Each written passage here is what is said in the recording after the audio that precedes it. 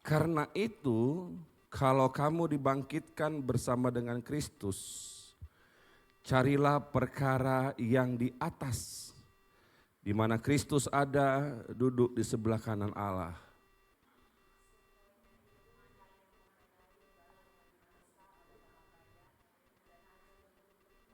Kolose 2, sorry. Salah Yuli, Kolose 3, sorry, Kolose 3 ayat pertama ya. Oke, ayat kedua silakan.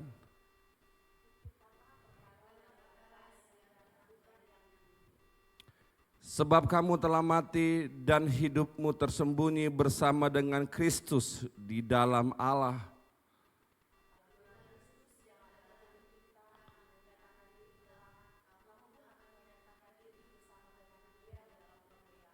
Amin.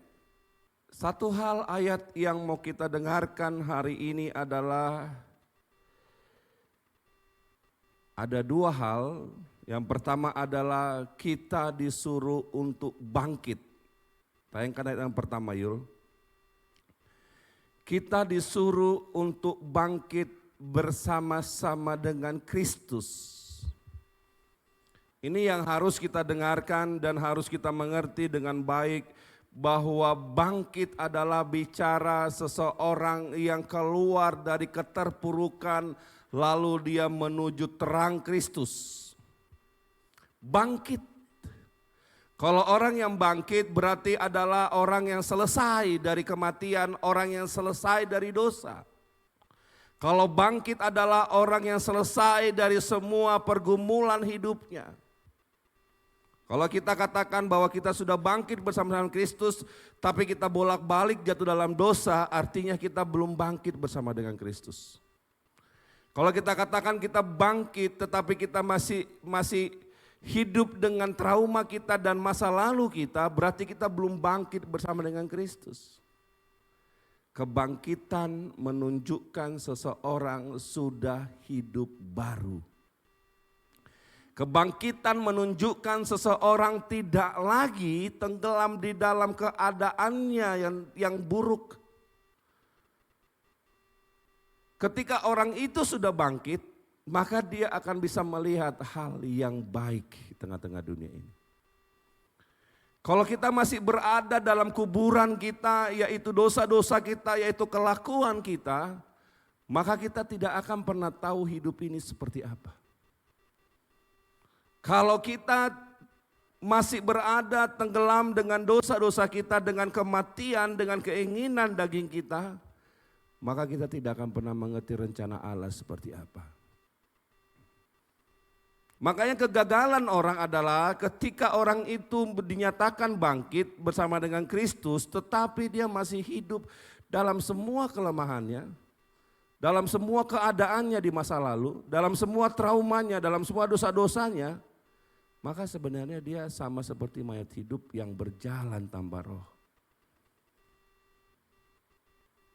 Makanya tidak jarang anak-anak Tuhan yang harusnya punya damai sejahtera dan sukacita, hidup dalam kegelisahan, hidup dalam sakit penyakit, hidup dalam kekosongan, hidup dalam kesepian, hidup yang tidak menentu arah. Kalau orang bangkit, dia akan tahu kemana dia akan bergerak. Dia akan tahu apa yang dia lakukan. Dia akan melihat hal-hal yang baik yang harus dilakukan dalam hidupnya. Kalau enggak, dia enggak akan dapat.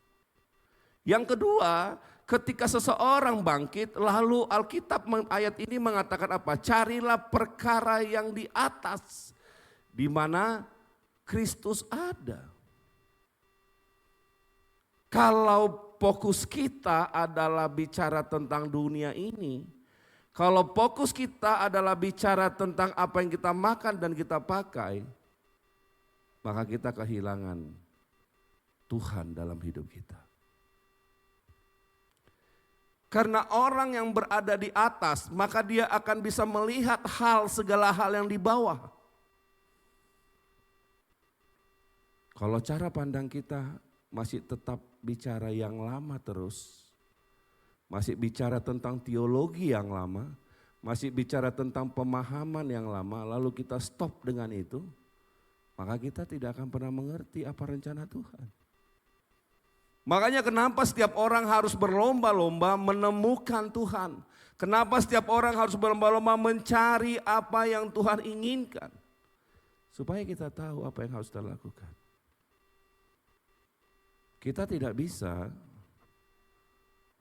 melawan dunia ini dengan semua kekuatannya. Kita butuh kekuatan apa? Kekuatan Kristus untuk melawannya. Ya kan? Apalagi zaman sekarang, kita sudah baik sama orang, belum tentu orang baik sama kita. Kita sudah bantu orang, belum tentu orang itu mau bantu kita. Kita sudah menolong hidupnya, belum tentu keadaan ketika susah kita ditolong, betul nggak? Ya. Kalau dibilang zaman sekarang sama kayak orang yang maling kundang ya kan, bukan masalah bapak dan anak bukan masalah ibu dan anak.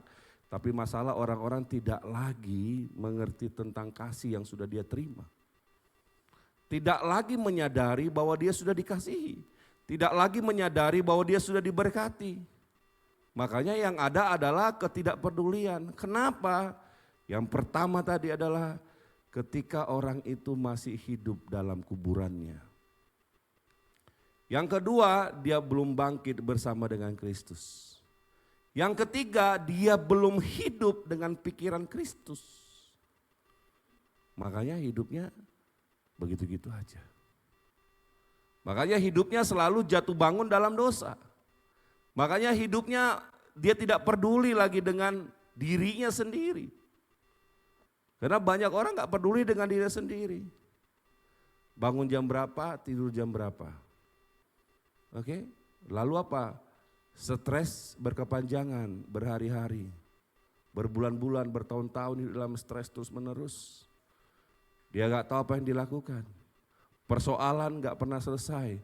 Sakit hati panjang terus, berhari-hari, berbulan-bulan, bertahun-tahun gak pernah selesai.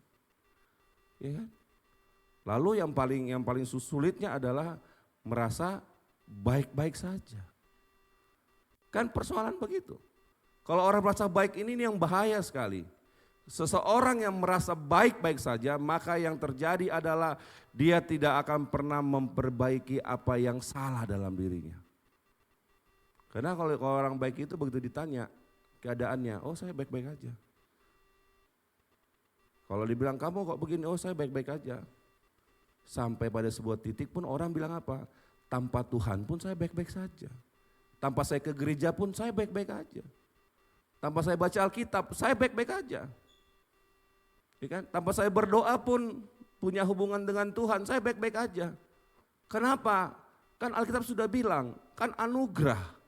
Walaupun saya jahat, walaupun saya nggak ke gereja, walaupun saya nggak berdoa, walaupun saya nggak baca Alkitab, saya baik-baik aja. Itu kalau orang baik tuh.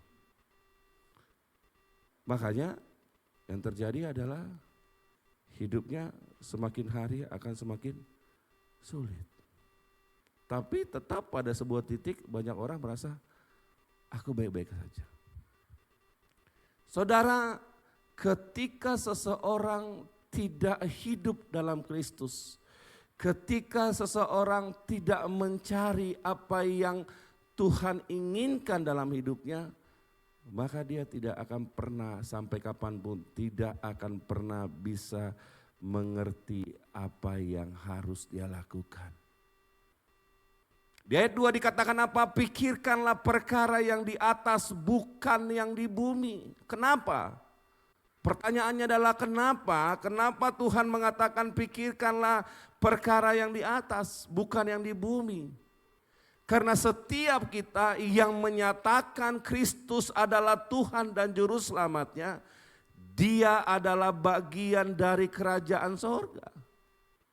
Dia tidak lagi terikat dengan dunia ini, makanya cara berpikirnya adalah memikirkan apa yang Tuhan kehendaki dalam hidupnya. Karena setiap orang yang dilahirkan dari Kristus, maka dia adalah kepunyaan Kristus. Maka statusnya adalah menjadi anak-anak kerajaan sorga. Berarti yang dipikirkan adalah apa yang ada dalam kerajaan sorga. Apa yang mulia, apa yang baik, apa yang untuk kemuliaan Tuhan. Bukan perkara yang di bumi. Lalu orang bertanya, kalau saya asyik memikirkan perkara yang di sorga, bagaimana saya hidup? Itu pertanyaan besar kan? Yang terjadi orang banyak begitu, terus bagaimana saya hidup? Bagaimana saya bisa mencukupi hidup saya? Bagaimana saya bisa mencukupi makan saya? Saudara-saudara, Alkitab katakan bahwa Tuhan akan mengerjakan segala sesuatu dalam hidup kita bukan dengan kekuatan dan kebaikan kita. Tetapi karena Kristus memberikan tenang, memberikan damai sejahtera, memberikan hikmat. Tanpa kau damai sejahtera, tanpa kau punya hikmat, tanpa kau punya keteguhan, bisa kau mengerjakan pekerjaan dunia dengan baik? Gak bisa. Bagaimana kau kalau stres kau bisa mengerjakan pekerjaanmu? Gak bisa. Seorang pedagang kalau stres, yang harusnya mengembalikan 2.000 jadi 200.000 dia kembalikan. Udahlah ambil aja lah ini. Udah stres dia. Ya kan? Yang harusnya untung jadi buntung kan? Kenapa? Karena kita adalah anak-anak Tuhan yang diberikan damai sejahtera. Sehingga kita tahu apa yang harus kita lakukan. Kalau enggak bersalahan. Yang harusnya seorang suami istri yang harusnya selalu bersuka cita, tertawa, berbagi rasa. Tetapi keduanya masing-masing memendam punya pendaman. Gak bisa duduk diam, gak bisa duduk tenang. Iya kan? Gak bisa tenang, gak bisa tertawa, gak bisa menjadi seorang teman yang bisa saling bertukar pikiran. Kenapa? Ya karena sudah stres. Makanya saudara, kenapa perkara di atas itu yang harus kita pikirkan? Karena itulah akan mendatangkan damai sejahtera. Lalu damai sejahtera itu menjadi modal untuk kita bisa mengerjakan dunia ini. Ya kan? Ada gairah. Enggak? Gairah untuk mengerjakan hidup ada. Karena hari-hari ini tekanan ekonomi berat, pekerjaan susah, ya. Sudah banyak yang di PHK. Orang saling memakan. Ya, benar gak? Zaman sekarang. Ada teman saya kemarin, saya ngobrol sama dia bilang, kemungkinan katanya, akhir 2025 atau awal 2026 akan susah kita bekerja di luar. Saya bilang, kenapa? Karena akan banyak rampok. Akan banyak orang akan saling menodong. Makanya dia bilang apa? Apa yang menurutmu, pandanganmu? Saya bilang, terus pandanganmu apa yang harus kita kerjakan? Ya online. Gak ada lagi alasannya. Di luar akan susah. Orang berjalan akan dirampok. Kenapa? Kesulitan. Kalau kita lihat pada hari ini dolar udah gilanya luar biasa. Hampir menyentuh 17.000 ya. Kalau sampai nanti sudah 25.000, kejahatan akan semakin gila-gilaan. Orang akan sepi, nggak ada uang, nggak ada. Kalau saudara ngikutin perkembangan ekonomi, IHSG itu dia turun. Indeks saham gabungan itu dia turun. Kan menggerakkan perekonomian ini kan indeks saham. Sahamnya lagi naik berarti apa? Berarti orang percaya ngasih modal. Lalu apa? Perusahaan-perusahaan berjalan. Kenapa? Karena ada yang modalin. Nah ketika orang gak percaya, sahamnya ditarik, perusahaan gak punya uang lagi. Maka apa? Terjadilah pengangguran di mana-mana. Itu logikanya begitu. Makanya ketika orang itu tidak hidup dalam Tuhan, ketika damai sejahtera tidak ada, bagaimana dia bisa menanggung keadaan yang susah, yang sulit? Susah. Wajar kalau kau tidak memikirkan perkara yang di atas, kau tidak memikirkan keselamatan, kau tidak memikirkan hubunganmu dengan Tuhan, kau tidak memperbaiki hidupmu, bagaimana datang damai sejahtera? Maka kau akan susah untuk menikmati hidup. Yang ada adalah apa? Kau akan menjadi budak dunia ini. Dipaksa kau melakukan. Kau gak punya damai sejahtera, bingung dengan hidup. Saudara, hari ini Tuhan lagi menginginkan kepada kita, bangkit, kau mencari perkara yang di atas, kau mencari apa yang Tuhan inginkan, lalu apa? Lalu kau melakukan apa yang Tuhan inginkan dalam hidupmu, supaya kau menikmati. Ya. Bukan karena kau makan banyak makanya kau kenyang. Bukan. Kenyang itu sebenarnya rasa ketika kau merasa puas dengan hidupmu, sedikit pun kau makan, kau akan merasa kenyang. Tapi banyak orang, wah makannya ampun-ampunan. Ada lagi orang masih makan masih di mulutnya, bagianku mana katanya. Pernah saudara lihat orang seperti itu? Masih di mulutnya masih dikunyah sama dia. Terus tiba-tiba, bagianku tunggu jangan habis katanya. Kenapa? Kau tidak lagi bisa bersyukur dengan apa yang kau makan hari ini. Ketika kau tidak memikirkan perkara yang di atas, maka kau akan kehilangan damai sejahtera. Waktu kau kehilangan damai sejahtera, kau akan kehilangan banyak hal di tengah-tengah dunia ini. Kalau kau gak punya damai sejahtera, siapa yang mau berteman dengan orang stres? Ada kira-kira? Siapa yang mau berteman dengan orang yang selalu menyakiti? Ada kira-kira? Siapa yang mau berteman dengan orang yang selalu orang pelit? Ada enggak? Ada. Siapa yang mau berteman dengan orang maunya menang sendiri? Enggak ada. Tapi ketika Kristus dalam hatimu, ketika kau menemukan Tuhan, kau akan penuh dengan damai sejahtera. Kau akan menerima kekurangan orang lain. Kau akan bisa berdamai dengan pikiranmu. Kau akan bisa berdamai dengan perasaanmu. Dan kau akan tahu apa yang harus kau lakukan. Karena nobody perfect. Gak ada satupun orang di tengah-tengah dunia yang sempurna. Tetapi ketika kau punya kasih, maka kasih itu akan menyempurnakan segala sesuatu. Amin. Itu yang kita harus tahu. Makanya kenapa orang Kristen dituntut sebagai anak-anak Tuhan, dituntut untuk hidup dalam kelembutan, hidup dalam kesetiaan, hidup dalam kerendah hatian, hidup meninggalkan egonya. Hidup hanya untuk dia meninggalkan hanya untuk cari untung sendiri. Karena sifat kasih adalah dia berbagi, dia melakukan. Dia tidak lagi berbicara tentang upah apa yang ku dapat. Tapi dia bicara tentang apa yang harus aku lakukan untuk kemuliaan Tuhan. Bahkan Alkitab mengatakan apa? Ketika kau memberikan kepada orang-orang yang susah ini, maka kau lagi memberikan kepadaku. Ketika kau memberikan kepada janda miskin, ketika kau memberikan kepada orang-orang yang susah, maka kau lagi memberikan kepadaku. Itu yang Tuhan bilang. Kenapa? Karena bicara tentang hidup dalam Tuhan adalah bicara tentang damai sejahtera dan hidup dalam kasih. Di ayat ketiga saudara perhatikan, sebab kamu telah mati dan hidupmu tersembunyi bersama dengan Kristus di dalam Allah. Sebab kamu telah mati dan hidupmu tersembunyi.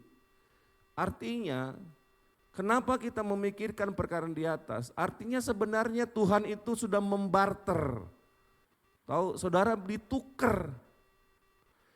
Kita sudah Tuhan tukar, maka dikatakan apa? Tersembunyi, disembunyikan. Artinya Kristus. Makanya seseorang yang sudah bangkit, dia menemukan Tuhan. Lalu dia hidup di dalam Tuhan, maka dia disembunyikan dari segala kemanusiaannya. Yang ada adalah apa? Kristus yang tinggal di dalam hatinya. Makanya tidak bisa lagi kita katakan saya susah untuk berubah. Tidak bisa lagi kita katakan sudah dari sononya, sudah dari sana saya begitu. Gak bisa. Karena ketika Kristus ada di dalam hidup kita, maka berubahlah segala sesuatu yang selama ini yang susah untuk berubah. Kalau kita membuka hati kita, ya. Ayat 4, apabila Kristus yang adalah hidup kita, saudara perhatikan, apabila Kristus yang adalah hidup kita, berarti Kristus adalah hidup setiap anak-anak Tuhan yang percaya kepada Kristus. Berarti apa? Tidak ada lagi kemunafikan. Tidak ada lagi keminderan. Tidak ada lagi tidak mau tahu. Yang ada adalah hidup di dalam Kristus. Hidup Kristus adalah hidup kita. Amin.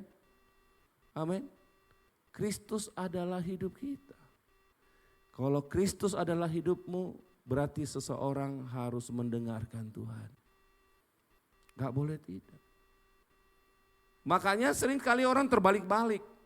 Kristus di dalam saya, Kristus adalah hidup saya, tapi hidup sakit hati, mendem. Kristus dalam diri saya, tapi kerjanya mengeluh. Kristus dalam hidup saya, tapi ngerjakan yang aneh-aneh. Karena semboyan orang Kristen satu, jadilah garam dan terang. Itu yang Tuhan inginkan. Jadilah garam dan terang. Dalam keadaan apapun, jadilah garam dan terang. Kalau perilaku kita sama seperti orang lain, orang-orang gak kenal Tuhan, di mana poinnya kita menjadi orang Kristen? Gak ada poinnya. Ya kan? Orang-orang di luar sana mabok, kita ikut mabok. Orang-orang di luar sana kerjanya minum tua, kita ikut minum tua. Orang-orang di luar sana kerjanya nggak jelas, kita ikut nggak jelas juga. Apa poinnya? Nggak ada poinnya. Lalu kita bilang, kita pelayan. Tapi kita kerjakan hal-hal yang aneh-aneh di luar sana. Alasannya adalah apa? Saya nggak mau nanti kalau saya nanti nggak melakukan seperti apa yang mereka lakukan, saya dikucilkan. Kan itu banyak orang alasan itu. Apa masa bodoh kita mau dikucilkan? Yang menjadi bagian kita kerja, kita bekerja. Tapi kenapa? Status kita adalah pelayan Kristus. Kita adalah hidup dalam Tuhan. Ya sudah, habis bekerja kita pulang. Ya kan? Bukan berarti mengikuti cara hidupnya mereka. Kan begitu. Kita harus tahu. Kenapa? Karena fungsi kita adalah menjadi garam dan terang di tengah-tengah dunia ini. Bukan ngikutin cara hidup dunia ini. Makanya bilang, pikirkanlah perkara yang di atas, bukan yang di bumi. Karena tugas kita adalah melakukan apa yang Tuhan inginkan. Boleh bekerja, tapi janganlah ikut aneh-aneh. Ya kan? Nanti teman kerjaan kita main pelacur, kita ikut pula main pelacur. Repot kan? Benar gak? Yang terjadi kan banyak begitu, ikut-ikutan. Ya, narkoba, teman kita narkoba, kita ikut narkoba. Padahal kita sudah anak Tuhan. Yang terjadi begitu, hancurlah semuanya. Makanya saudara, mari kita mulai melihat diri kita. Kristus adalah kehidupan kita. Kristus adalah kehidupan kita. Sekali lagi, buat apa kita mendapatkan dunia ini tapi kita kehilangan keselamatan kita? Yang kita lakukan adalah walaupun hidup kita setengah-setengah, walaupun hidup kita mungkin pas-pasan lah, tetapi kita tidak kehilangan damai sejahtera dari Tuhan. Amin. Ya, bukan karena uang kita banyak maka kita punya damai sejahtera, enggak. Bukan karena uang kita banyak maka kita tenang, enggak. Ya, mulai kita mengerti dengan baik bahwa yang terpenting adalah bagaimana kita memikirkan apa yang Tuhan inginkan. Bagaimana kita mendengarkan apa yang Tuhan inginkan dalam hidup kita. Itu yang paling inti. Makanya bagaimana caranya? Kau buka hatimu, kau terima Yesus sebagai Tuhan dan Juru Selamatmu, kau dengarkan Dia dalam segala hidupmu, maka Tuhan akan melakukan banyak hal dalam perkara hidupmu. Amin. Ya, jangan pernah takut menghadapi apapun. Jangan pernah bimbang menghadapi apapun. Kau cukup apa? Kau cukup percaya bahwa Tuhan akan menyertai hidupmu. Karena ketika Tuhan ada di dalam hidupmu, maka Dia akan memberikan hikmat. Kalau Dia memberikan hikmat, kau akan mampu melakukan apapun di tengah-tengah dunia ini. Damai sejahtera enggak? Damai. Tenang enggak? Tenang. Sukacita enggak? Sukacita. Karena hanya Tuhan, hanya hikmat Tuhan yang akan mengubah segala sesuatunya. Amin. Ya, kita deal dengan baik, pikirkanlah perkara yang di atas, pikirkanlah apa yang Tuhan mau, lakukanlah apa yang Tuhan mau dalam hidupmu. Bahwa kita adalah anak-anak kerajaan sorga, bahwa Yesus adalah kehidupan kita, enggak ada yang lain. Buang traumamu, buang masa lalumu, buang kepahitanmu, buang kekecewaanmu. Satu hal yang harus kita lakukan dalam hidup kita ini, kalau Tuhan sudah mengkehendaki, tidak ada yang bisa mengambil. Tapi kalau Tuhan tidak mengkehendaki, apapun yang kau usahakan akan sia-sia semuanya. Amin. Makanya apa yang kita lakukan, carilah kehendak Allah, carilah keinginannya Tuhan, hiduplah dalam kebenaran, dan lakukan apa yang baik yang harus kau lakukan dalam hidupmu ini. Jangan lagi separuh-separuh. Damai sejahtera bukan berasal dari uang yang kau dapat, dari pekerjaan yang kau dapat, dari bisnis yang kau dapat, tapi damai sejahtera datang dari Tuhan Yesus. Itulah yang akan membuat kau bisa bertahan di tengah-tengah kesulitanmu. Amin. Kalau sulit kehidupanmu nanti ke depannya, kau lihat aja Lazarus yang miskin. Dalam kemiskinannya tetap setia dengan Tuhan. Atau kau baca lagi kembali Ayub, bagaimana semua hartanya habis, dia penyakitan, dia keadaan sangat sulit, tapi dia tetap setia dengan Tuhan. Amin. Kalau kau tetap setia dalam segala penderitaanmu, maka Tuhan akan pulihkan kau secepatnya. Amin. Terus memberkati, mari kita berdoa. Kami mengucap syukur Bapa buat semua